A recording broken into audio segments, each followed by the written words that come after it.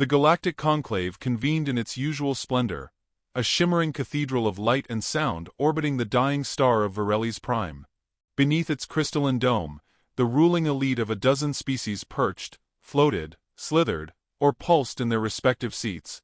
Political gravitas practically congealed in the air.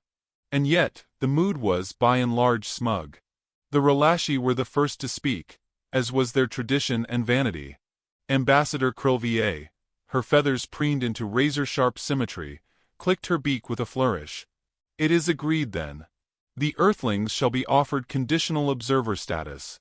Let them feel special. Let them watch. Muffled murmurs of agreement spread through the chamber like gas through a vent. The Marinians, ethereal and bioluminescent, pulsing in soft waves of lavender, emitted contented psychic vibrations. The Serene adjusted their ceremonial collars in unison. The Krextor, who rarely spoke unless blood was involved, gave a single grunt of assent, which was as close to a signature as their species allowed. "Shall we send a representative or a recording?" asked a serene diplomat, who had mastered the art of asking questions without expecting answers. "Send the invite. If they're as curious as we think, they'll come crawling," Krilvier said. "Earth has made curious leaps. Quantum barriers. Fieldless propulsion. Gravitational manipulation. Like a child drawing blueprints in crayon and stumbling into real physics. It warrants observation." "Containment," a Marinian intoned. "Obedience," corrected the Relashi. And so the invitation was encoded, sealed with ceremonial pomp, and flung across parsecs toward an unimpressive rock orbiting a yellow dwarf, the third of its kind. When the reply arrived less than 3 hours later, the room fell silent. It was a single message. "We accept. Sending envoy." The ship that docked a week later wasn't particularly intimidating. Modestly sized, boringly symmetrical, and painted a neutral gray. It arrived precisely on time, not a second late, not a second early, a fact which irritated the Krextor, who viewed punctuality as the hallmark of cowards who fear chaos. Jonathan Drake stepped off the ramp with a leather briefcase in one hand, and an expression of mild curiosity on his face. He was underwhelming in the most unnerving way. No ornate robes. No security escort. No entourage. A single man in a diplomat suit. He smiled the moment he laid eyes on the Relashi, who had come personally to greet the primitive. "Ambassador Krilvier," he said, pronouncing it flawlessly, with a polite nod. "Thank you for your generous welcome. It's truly an honor to stand in the presence of such feathers." Her feathers bristled. Whether it was from the implied slight or the realization that he was perfectly fluent in her native dialect, she did not say. Jonathan turned to the Marinian representative. "Your presence, quite literally, lights up the room. Breathtaking." The psychic glow of the creature dimmed ever so slightly. He greeted each race with deliberate warmth, tailored compliments, and subtle acknowledgments of their customs. No grandstanding. No fanfare. Just a human in a crisp navy suit, with polished shoes and a voice like warm whiskey. The kind of man you didn't notice slipping into the room, until you realized you were already listening to him. The welcome banquet was held in the Prime Dome, a structure that shimmered like frozen starlight. Food, or the various equivalents thereof, was presented from every corner of the empire. The Relashi offered skinned grackwings with sulfur glaze. The Krextor tore into raw musculoid slabs with impressive enthusiasm.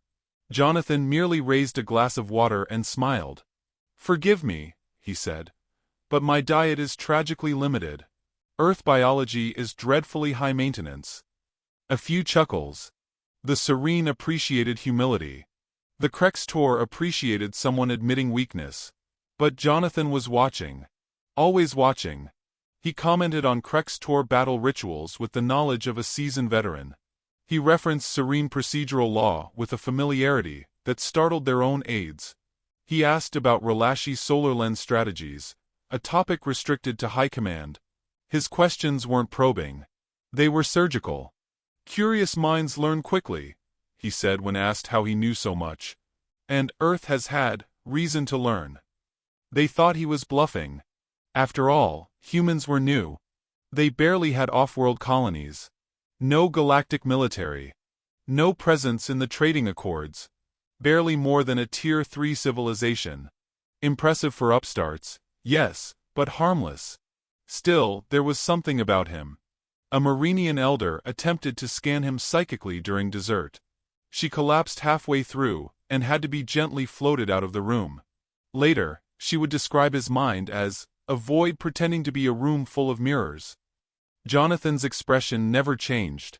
After the banquet, the delegates debriefed privately. "He's no diplomat," one Serene said flatly. "He's a weapon with manners." "Then why hasn't he threatened us?" another asked. "He doesn't need to." The Relashi insisted on a private meeting with him the following day. In a chamber lined with neural mirroring walls, meant to disrupt telepathic snooping, Jonathan sat perfectly still. No notes. No tablet. Just him. "We are curious," said Krilvier, folding her wings. "What does Earth seek in joining the conclave?" He smiled. "Understanding. Collaboration. Perhaps, influence, eventually. We are young, but not foolish. Earth has no fleets worth mentioning. No allies. No territories in dispute. What can you possibly offer us?" "Perspective." Krilvier tilted her head. "Do elaborate." "We've studied your history. Your rise and your wars. Your treaties, your betrayals. And we noticed something. You've grown used to dominance. Comfortable in your control. But comfort breeds assumptions." Krilvier's voice turned sharp. "Are you suggesting we are weak?" "Never," Jonathan said, his tone velvet smooth. "I'm suggesting you are confident.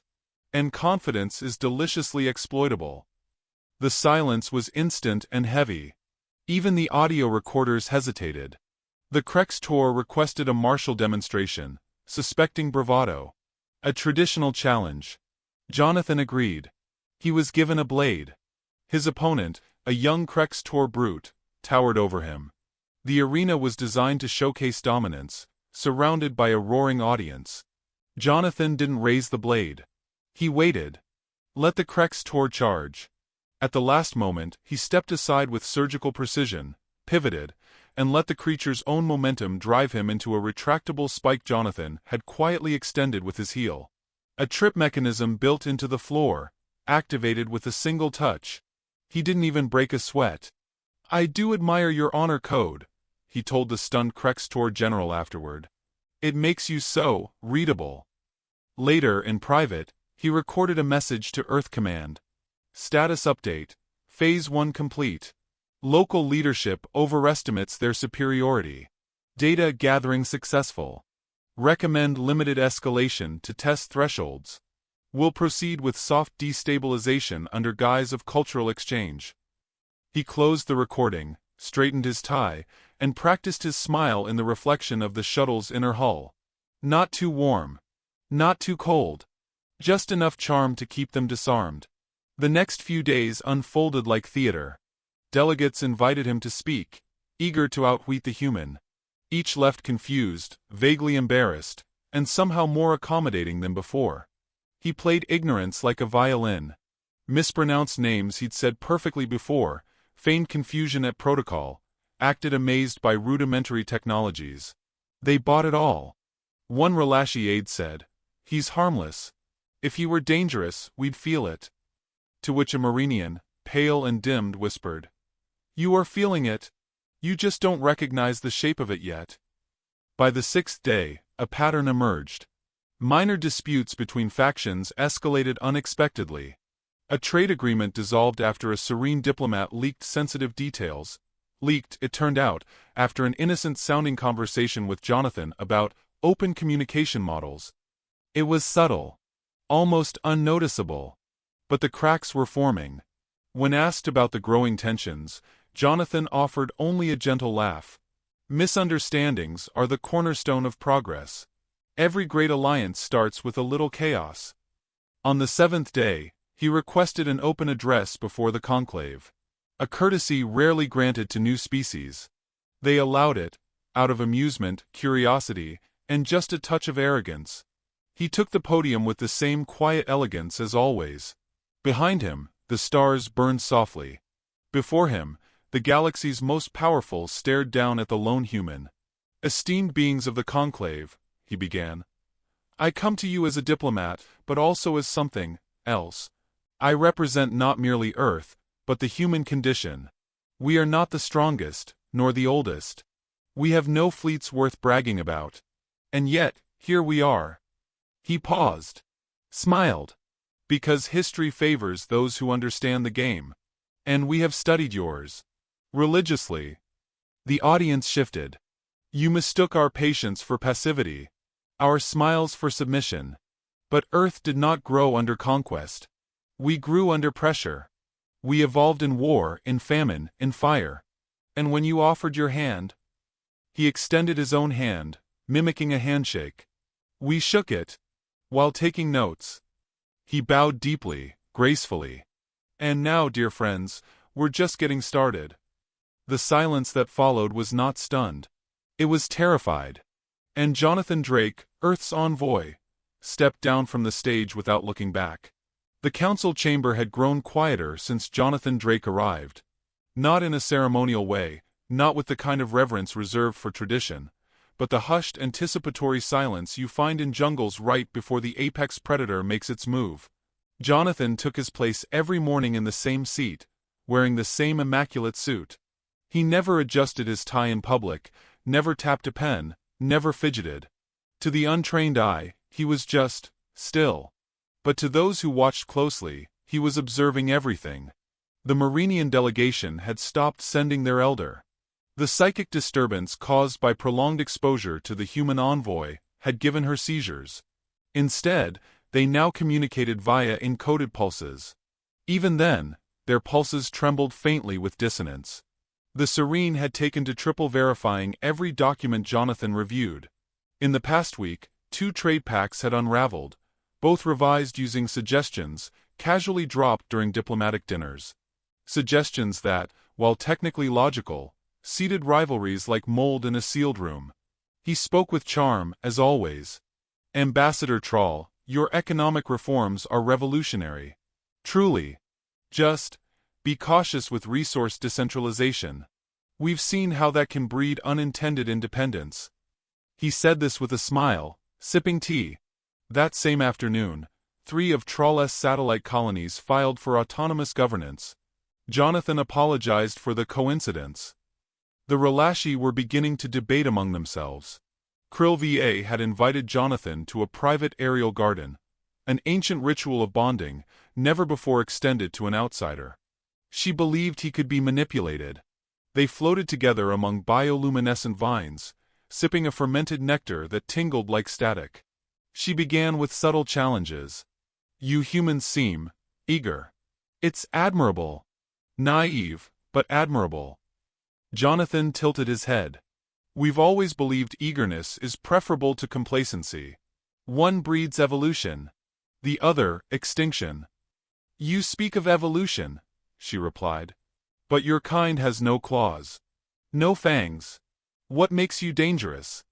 "Oh, Ambassador." He chuckled. "You misunderstand. Our fangs are metaphorical." She studied him. He held her gaze without blinking. "Evolution favored our minds," he continued, setting down his glass.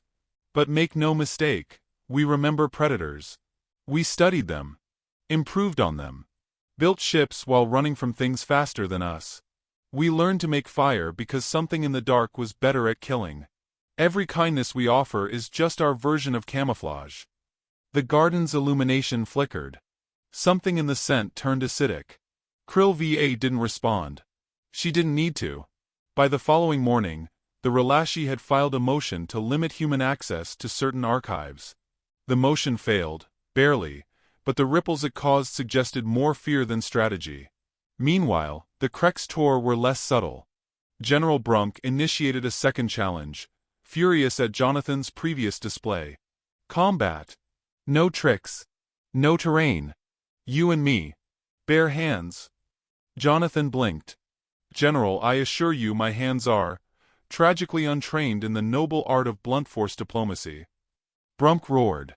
Then die on your knees. They met in the gravity chamber, neutral ground. Krextor honor demanded a straight fight. What they didn't realize was that Jonathan's species didn't fight straight. They fought smart. The match began. Brumk charged. Jonathan didn't move. 10 feet away, Brumk stumbled. His legs gave out. He collapsed, spasming, as a rapid neuroburst pulsed through his spinal column. Jonathan hadn't touched him. He'd activated the failsafe patch in the Krextor's neural armor, the one they themselves had installed for battlefield recovery. It just needed the right frequency. I read your tech specs, Jonathan explained softly. Fascinating redundancies. But then, your species has always favored brute strength over digital security. Not a judgment. Just an observation. Brumk was unconscious before the humans even recorded a victory. No alarms were raised. No accusations made. Krextor pride wouldn't allow public disgrace. But from that day forward, their warriors avoided Jonathan's path like plague avoids fire. At night, Jonathan walked the observation decks, watching alien ships pulse in orbit. He stood alone, hands clasped behind his back, whispering notes into a nearly invisible mic embedded in his lapel. Subject analysis progressing. Factions unstable. Power dynamics deeply ritualized. Suggest initiating controlled fractures between Serene and Relashi blocks. Will begin Phase 2 suggestions at next council vote. He paused, listening to the silence. They still think I came to negotiate. The next council meeting was tense. Not that anyone would admit it. The Serene opened with a motion to reorganize border surveillance procedures for neutral systems. A nothing proposal, on paper. Jonathan raised a finger. If I may. You may not, Troll snapped. Jonathan smiled pleasantly. Of course. I simply wanted to commend the elegance of your proposal. It's so selective. The room stilled. I mean, yes, these new procedures do conveniently shift control away from Relashi-link systems, but that's probably just serendipity. He said the word serendipity, like a man slipping a blade into soft tissue. The motion failed. The Relashi abstained from future votes that week. Troll didn't make eye contact again. The cracks widened. Alien aides began whispering about him in break rooms. About how his eyes never changed. How he never seemed tired. About how every word he spoke carried a double edge. They didn't call him human. They called him that thing from Earth. The Marinians, who had always trusted in emotional resonance, stopped communicating entirely. Their remaining envoy floated in a permanent silence bubble. When asked, it simply replied, "We do not wish to feel him again." Jonathan never responded to the shift. He just kept smiling. The only time his expression faltered was in private. In his quarters, the mask slipped briefly. He stared at the mirror, the suit still perfect, the tie still tight. He unbuttoned one cuff, revealing a faded scar on his wrist. Not from battle, but from training. Earth training. The kind that breaks the body and rebuilds the mind. Diplomats didn't get those scars. Operators did. He pressed 2 fingers to the scar, exhaled once and whispered, "Almost." His ship sent no outward signals, but inside, automated systems began compiling telemetry reports from across the conclave. Human probes had mapped every exit route, every power node, every weapons cache. All under the guise of diplomatic interest. He filed a report. Subject: Conclave readiness. Analysis: fragmented. Paranoid. Overconfident. Recommendation: initiate friction protocol. Deploy cultural triggers. Await green light for escalation. Note: Relashi likely to break first. Krextor will respond with force. Serene will hesitate. Marinians will collapse. Predict 68% success rate without backup. With backup, 97%. He closed the report with a smiley face. Earth had a sense of humor, even in its war memos. A new development arrived the following day. A minor border system, long disputed between Relashi and Serene interests, experienced simultaneous insurrections. Colonial governors declared neutrality and refused taxation. The colonies requested Earth mediators. Jonathan was officially on vacation that week. A complete coincidence. In the next session, Krill VA directly addressed the council. The humans are playing us. That man is not a diplomat. He is something else. You're just upset he exposed your trade manipulation, Troll snapped. Trade manipulation you suggested, Krill VA shot back. Jonathan remained quiet. He wasn't gloating. That would have been obvious.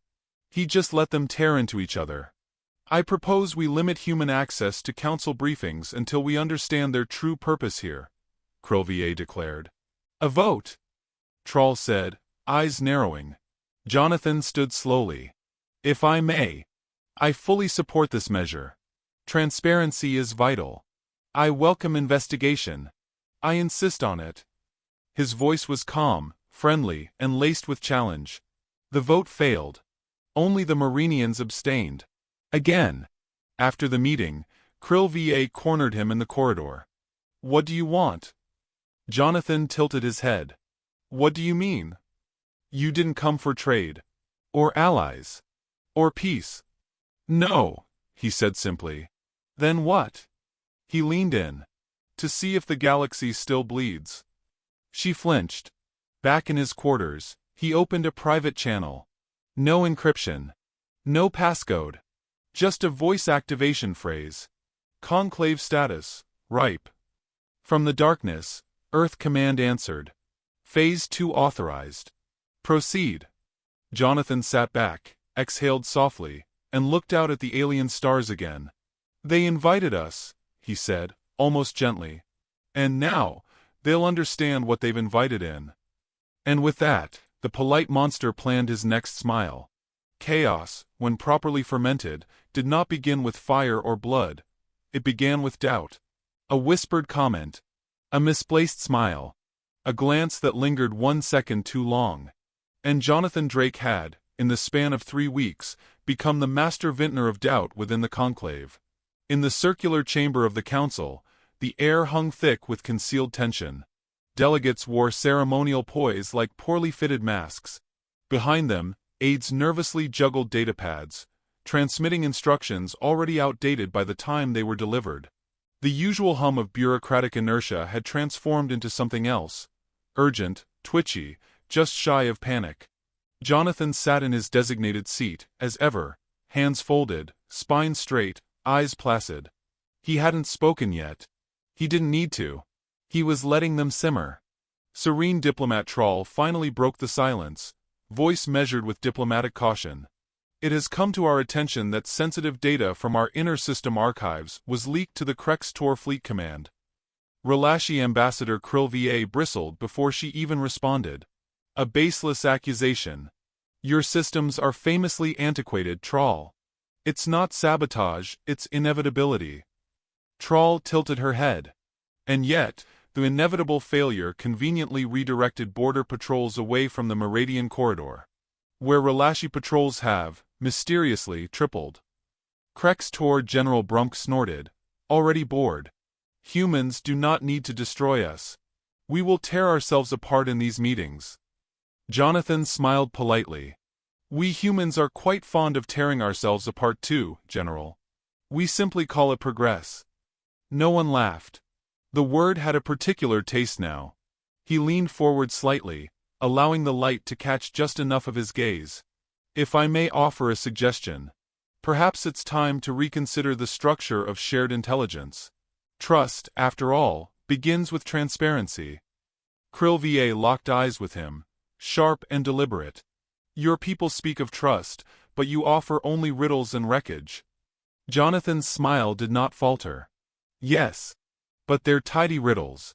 And the wreckage is educational. That day, the conclave recessed early. Not a single delegate wanted to sit in the room with the human any longer than necessary. After the meeting, Relashi and Serene security agencies began running parallel investigations. Not into the human, but into each other. Every transmission was dissected. Every memo was suspect. Trust, once ceremonial if not sincere, had been infected. Jonathan had not needed to lie. He had only asked questions, and let truth corrode in its own light. The Marinians, once luminous in presence, had reduced their communications to sterile documents. Their current representative, a translucent psychic husk, remained mute in every meeting, emanating nothing. The more time they spent near Jonathan, the more their emotional resonances faltered. They weren't afraid. They were unreadable, the most un-Marinian trait imaginable. That night, Jonathan met with a Relashi tactician, a minor figure with major ambitions. "You're not like the others," the tactician said, pouring a bright blue drink that steamed faintly. Jonathan accepted the glass but did not sip. "I've heard that before. Usually by people who are no longer like anything." The tactician chuckled, nervously. "You've made them see threats in shadows." Jonathan studied the man for a moment. "I didn't put the shadows there. I simply pointed out that they exist. Fear does the rest." "And what do you want?" Jonathan tilted his head, considering the question. "We want a seat. A voice. And to be underestimated just a while longer." The tactician hesitated. "And after that?" Jonathan stood slowly. "You won't like the answer." He left the drink untouched. Elsewhere, a Marinian elder named Sirii requested a private audience. One of the last remaining telepaths willing to even touch a human thought. The meeting took place in a quiet chamber, devoid of tech or guards. She hovered silently as Jonathan entered, watching him through layers of perception. "You have no emotional footprint," she said at last. "You wear a shape, but inside you are mist and steel." "Poetic," Jonathan replied. "But we do have emotions. We just keep them categorized. I see a child covered in blood, learning that monsters wear faces. I see a species that refuse to stay prey." Sirii pulsed dimly. "You aren't negotiating." "No," he said. "I'm assessing. Positioning." "For what?" He took a breath, slow and deliberate. "When Earth looks at the galaxy, we don't see civilizations. We see patterns. Pressure points. Levers. Eventually, someone was going to push us. We simply got ready first." "You're going to destroy them." "No. I'm going to give them a choice. One they don't yet understand they're making." She dimmed further, her psychic senses recoiling. "There are things even we won't touch. You are wrapped in them." Jonathan gave her a gentle bow. "Then don't touch." The next day, a series of diplomatic cables were accidentally rerouted. In them, Troll referred to the Relashi as sanctimonious birds with delusions of symmetry. Krill VA responded by withdrawing from the Serena-Ranthi trade accord, a pact 5 centuries in the making. Jonathan offered to mediate. Both parties declined. The Krextor military, interpreting the breakdown as an opportunity, began exercises near the disputed Meridian corridor. Relashi warships mirrored their movements. No one fired. Yet. Jonathan visited the observation deck again that evening. He stood in the dim glow of alien stars, tapping a soft rhythm against the railing. Earth's old Morse, the pattern translating loosely to "pressure holds." He activated his mic. "Earth command, this is Drake." Accelerated response validated. Conclave in partial breakdown. War likely within 4 cycles unless mitigated. A pause. Then static. Then a reply. Acknowledge. Proceed to Phase 3. Begin direct manipulation. "Understood," he said, voice neutral. He turned around. Krill VA stood behind him, wings slightly flared. "Private walks now, Ambassador?" he said. "You're playing a game we were too proud to see. That ends now." He nodded. "Games do have to end sometime." She stepped forward. "If we vote, we can expel Earth. End the access. Stop this." "You could try," Jonathan said. "But who would you trust to carry the motion?" She hesitated. "Troll?" He continued. "The Krextor? The Marinians, who can't even think clearly anymore. You see division. I see opportunity. You're tearing us apart." "No," he said, walking past her. "You were always split. I just turned on the lights." The next morning, General Brunk stormed out of a classified strategy session, roaring about treachery. A Serene aide was found unconscious in a Relashi archive. The Marinians closed their embassy entirely. Jonathan was conspicuously absent from the meetings that followed. Instead, he appeared on private channels. One-on-one chats with mid-tier commanders, bureaucrats, political assistants, offering little insights, suggesting protocol upgrades, mentioning old Earth sayings, trust but verify, divide and conquer. The enemy of my enemy is already plotting against me. Each one lodged like a splinter in their minds. By the time he returned to the conclave chamber, things had changed. No one welcomed him. No one interrupted him, either. He took his seat and waited as the council discussed a skirmish in the peripheral Letherian system. Ships had exchanged fire. No deaths. Yet, blame was unclear. Each side claimed defense. Jonathan waited until the room fell into circular arguments. Then he stood. "I'd like to propose a resolution," he said. Silence. "I suggest the creation of an emergency arbitration body. Neutral, intelligent, calm. Led by a third party with no current territorial stake." "You mean Earth?" Troll said. Jonathan offered a humble nod. The room erupted. Voices shouted in alien dialects. Threats flew. Accusations of interference, sabotage, manipulation. Jonathan waited for it to peak. Then he whispered, "Let me help." The whisper carried. When the session adjourned, 3 factions had secretly agreed to at least consider his proposal. Not because they trusted him. Because they feared what would happen if they didn't. That night, a Marinian envoy slipped a simple message into the data stream. "You are not what we thought you were." Jonathan read it. He did not reply. Instead, he stared into the mirror again, practicing a new smile. Not warm. Not friendly. This one had teeth. Just a flicker. It would be needed soon. In the dark, his AI assistant pinged quietly. Intercepted transmission. Serene fleet mobilizing toward neutral space. Relashi fleet's matching course. Marinians, silent. Jonathan whispered, "Pressure breaks." And in the quiet, the galaxy began to crack. The council chamber, once the ceremonial heart of the conclave, now felt like a cage. The usual hum of discourse had been replaced by silence sharp enough to draw blood. Delegates sat rigid in their seats, every eye locked on the human, who stood in the center like a blade balanced on its edge. Jonathan Drake did not pace. He did not gesticulate or raise his voice. He spoke in a tone that fell just above a whisper, a voice that forced you to lean in, to listen, as if every word might be your last breadcrumb out of the maze. "Let me be clear," he said. "Earth has not come to conquer." The Relashi delegation tensed. The Serene narrowed their eyes.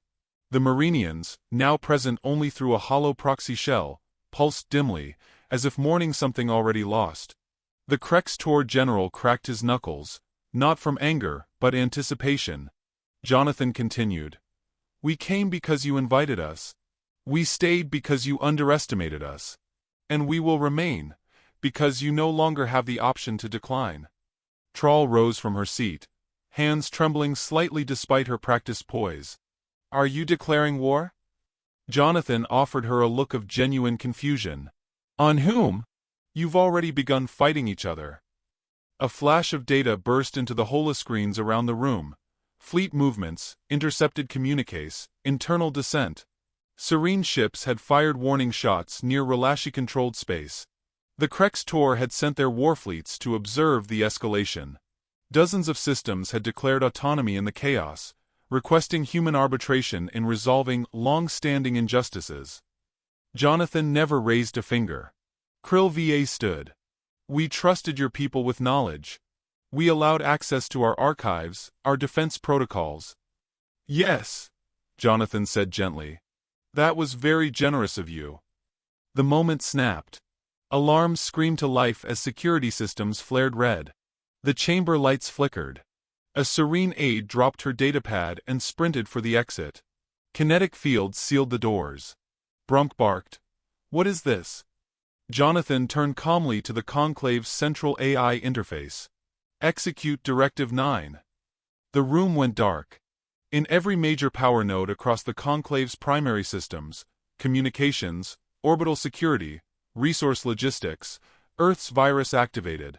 Not a brute force override, not the kind that shouted. This one whispered, seeding chaos through elegant precision.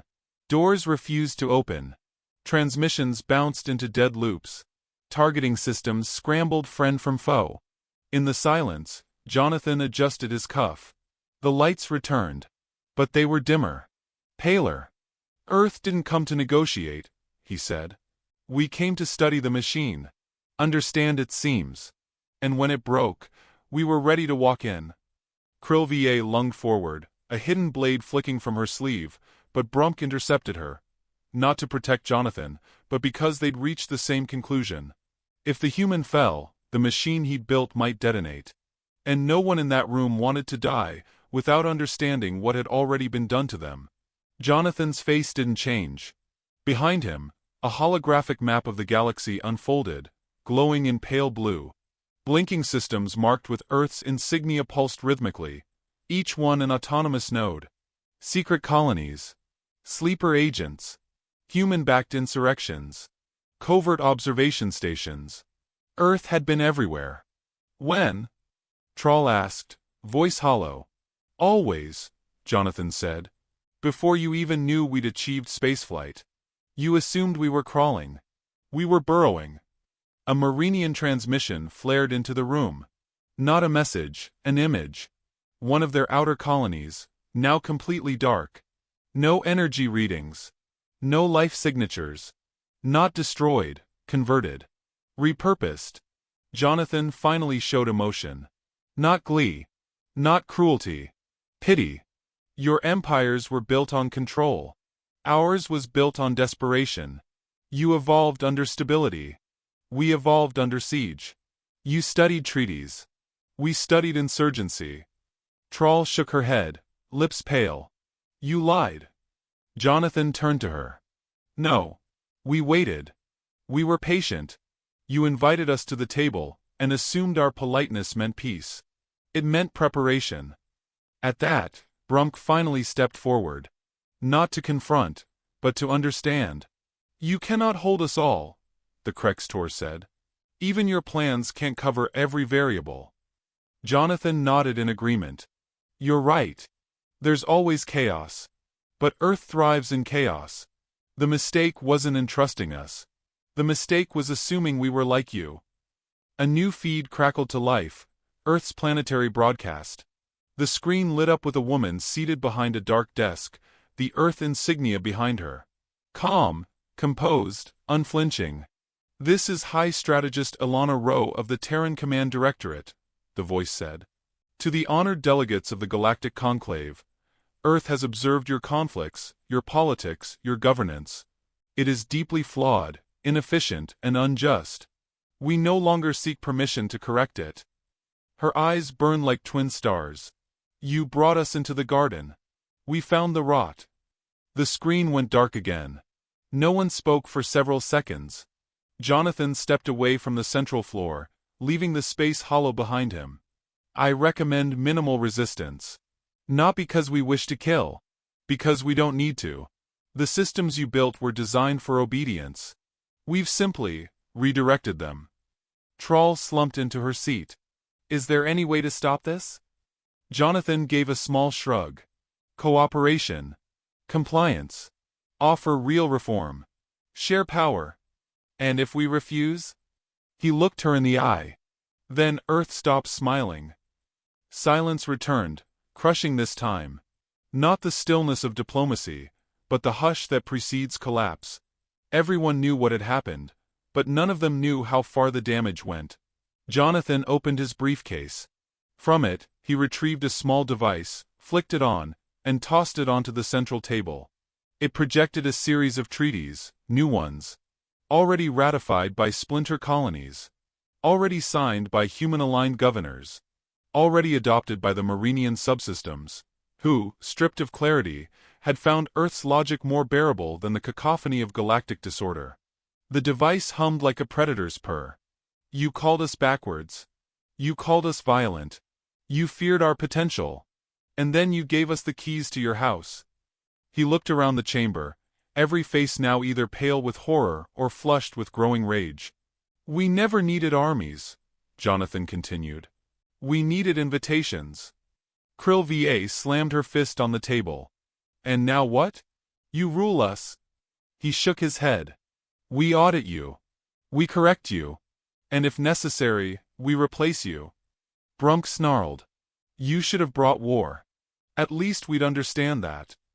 We did, Jonathan said. We just dressed it in manners. From above, orbital screens blinked in unison. Earth's fleets, silent, sleek, and previously invisible, decloaked across over 20 sectors. Not an invasion force. A presence. Quietly parked.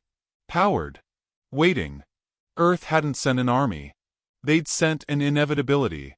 Delegates began arguing, clawing for solutions, debating responses.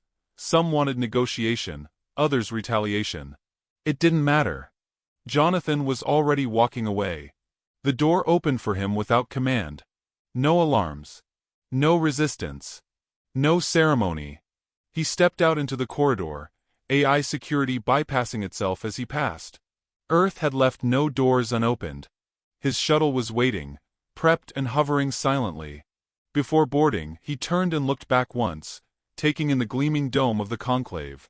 The beacon of galactic unity, now fractured, flickering, and, for the first time in centuries, silent.